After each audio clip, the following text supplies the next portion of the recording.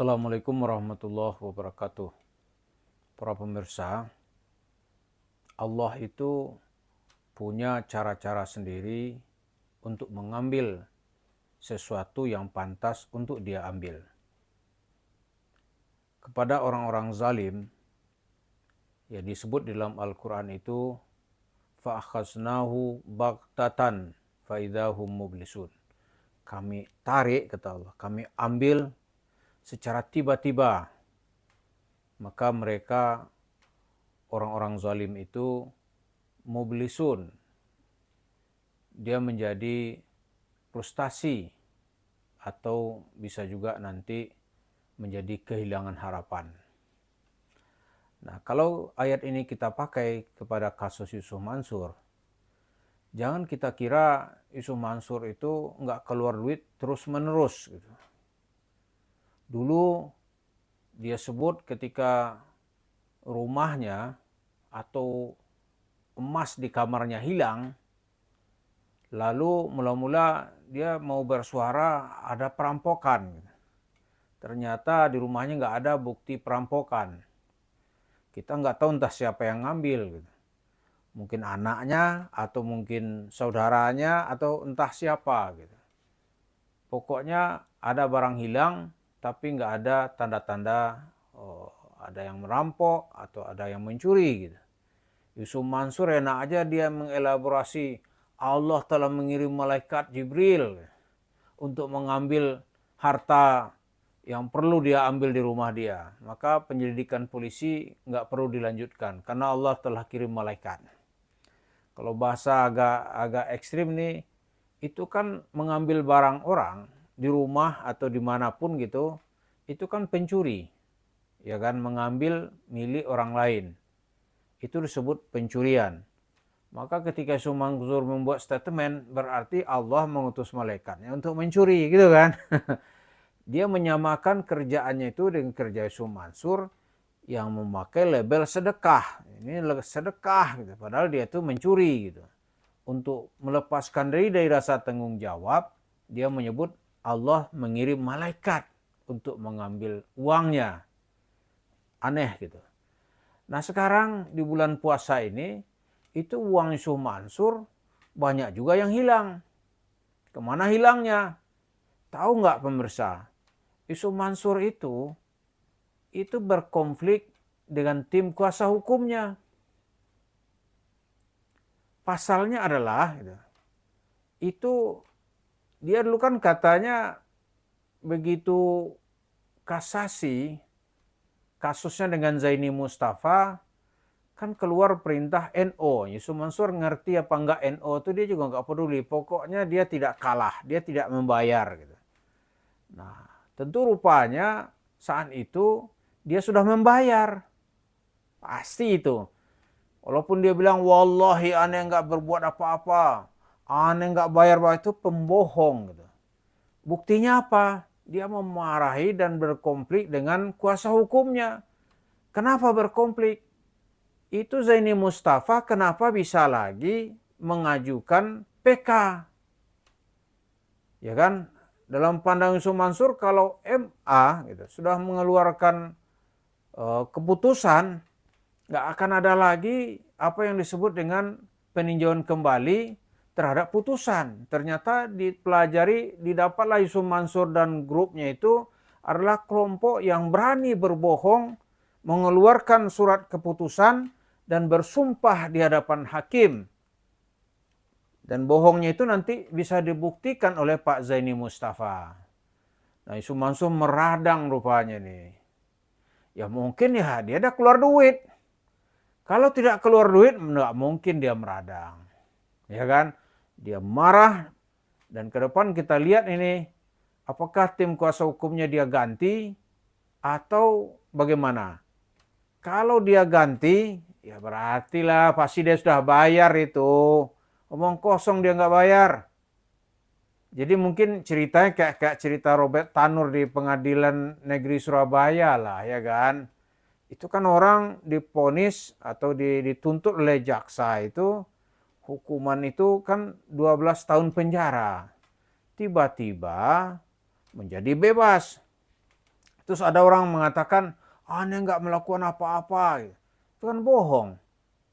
Oleh pihak Kejaksaan Agung kan kemudian diperiksa hakimnya. Ternyata terbukti kan bahwa dia menerima suap melalui perantaranya gitu. Akhirnya apa? Ya kan? Kasus ini dikembangkan, ada perantaranya ini atau maklar kasus ini, ternyata di rumahnya ditemukan uang yang kalau dirupiahkan mencapai atau hampir mencapai 1 triliun rupiah. Ya nggak mungkin lah ada asap kalau tidak ada api. Nah, cerita Yusuf Mansur juga begitu. Dia pecat itu, kita lihat nanti tanggal 10, dia pecat itu kuasa hukumnya atau tim kuasa hukumnya. Kenapa? Itu kenapa muncul kasus ini Mustafa ada lagi gitu. Waduh, dia pusing sekali dia. Duit mungkin sudah keluar, tapi kasusnya nggak tuntas gitu. Karena mungkin sebelumnya dijanjikan, oh ini pokoknya selesai bos. Ya kan biasalah seperti cerita Mendiang Alvin Lim itu ya. Mendiang Alvin Lim cerita itu sogok menyogok kepada jaksa, kepada hakim, kepada pengacara, bahkan kepada sipir di penjara. Katanya. Oh itu sudah biasa. Atau sudah biasa itu pasti terjadi gitu. Bukan sudah biasa ya. Itu pasti terjadi. Walaupun Yusuf Mansur di malam Ramadan ini bersumpah-sumpah gitu. Dia nggak bayar apa-apa. Ya kalau mulut itu kan biasa ya, mulut pendusta itu dia biasa aja berdusta gitu. Tapi faktanya apa? Ini faktanya gitu. Faktanya dia bayar. Iya kan? Kalau nggak, ngapa ribut-ribut? Iya toh? Kalau misalnya modalnya modal doa, aneh doain. Nggak bakal dia ribut. Tapi karena sekarang dia bayar gitu. Ya mungkin perkiraan kita aja berdasarkan cerita Alvin Lim, Mendiang Alvin Lim. Misalnya ya, itu pihak kehakiman minta, ini misal ya, bayar dah 1,5 beres. Nah pengacaranya mungkin menaikkan ini, minimal dinaikkan 2,5, 2,5 dia minta bos, itu kan nggak bisa ditelusuri, nggak gampang menyelusurinya. 2,5 ya 1 masuk kantong kan, udah selesai. Ternyata tidak sesuai gitu, waduh, ini duit udah keluar banyak, kasus nggak habis. Nah gitulah caranya kalau mau pakai logika Yusuf Mansur, begitu cara Allah mengambil hartanya, diambil, ada lagi gitu. Jadi keluar dalam miliaran, ya kan? Maka Yusuf Mansur menjadi uring-uringan. Cuma kita belum dengar apakah dia akan menyalahkan Tuhan lagi, kita nggak tahu. Gitu. Biasanya kan dia suka nyalahin Tuhan. Tuhan yang benar ente berperkara, kan begitu maunya. Yang benar ente kok aneh nggak habis-habis perkaranya, ya bisa jadi begitu. Nah sekarang terlihat begitulah Allah kalau mau mengambil tuh ada-ada saja. Gitu. Karena tidak mungkin Allah membiarkan seorang zalim itu melakukan tindakan zalimnya dengan tidak dapat sanksi apa-apa. Ini ada cara-cara Allah. Nah Yusuf Mansur sedang menjalani bagaimana dia diperlakukan dengan cara-cara Allah dan dia tidak bisa menolaknya. Itulah yang dilakukannya hari ini. Uangnya keluar gitu. Lalu uang keluar berikutnya apa? Ini kasusnya panjang ini. Dengan Zaini Mustafa aja belum selesai. Karena nanti habis Ramadan ya bulan Syawal lah ya. Atau kalau bulan April. Mungkin tanggal 10 April itu kan ada sumpah gitu. Untuk memasukkan kembali kasus ini. Wah itu panjang lagi. Keluar lagi duit Yusuf Mansur. Ya dia nggak takut keluar karena duitnya banyak gitu. Ya, nggak takut dia. Tapi yang kemarin terdengar itu uring-uringan dia. Uring-uringan gitu. Nah kita lihat nanti apakah kuasa hukumnya dia pecat atau bagaimana. Tapi besar kemungkinan dia ganti itu. Nggak mungkin tidak dia ganti. Itulah Allah berkehendak mengambil cara-caranya. Nanti kita juga berharap bagaimana Allah mengasihi seseorang yang terzalimi dengan cara-cara Allah sendiri. Mudah-mudahan di malam Lailatul Qadar ini, malam ganjil, itu Allah akan menurunkan kemuliaan. Dan orang-orang yang dizalimi oleh Yusuf Mansur akan mendapat kemuliaan. Kemudian duit-duit Yusuf Mansur dia tanam di warung steak and shake itu, Allah akan punya sendiri untuk mengambilnya.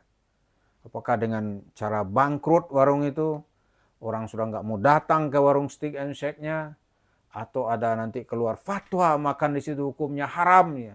Fatwa yang dilabel oleh tokoh-tokoh atau ulama-ulama yang punya kredibilitas yang sangat mumpuni. Kita berharap demikian. Yusuf Mansur nggak bisa lari kemana dengan cara mengambil meraup atau menipu duit masyarakat di setidaknya di masjid kota wisata itu, lalu petentang-petenteng berinvestasi dengan nyaman dengan ratusan warung steak and shake-nya, dengan menyerap keringat masyarakat yang berharap kebaikan Islam dan kaum muslimin. Terima kasih. Assalamualaikum warahmatullahi wabarakatuh.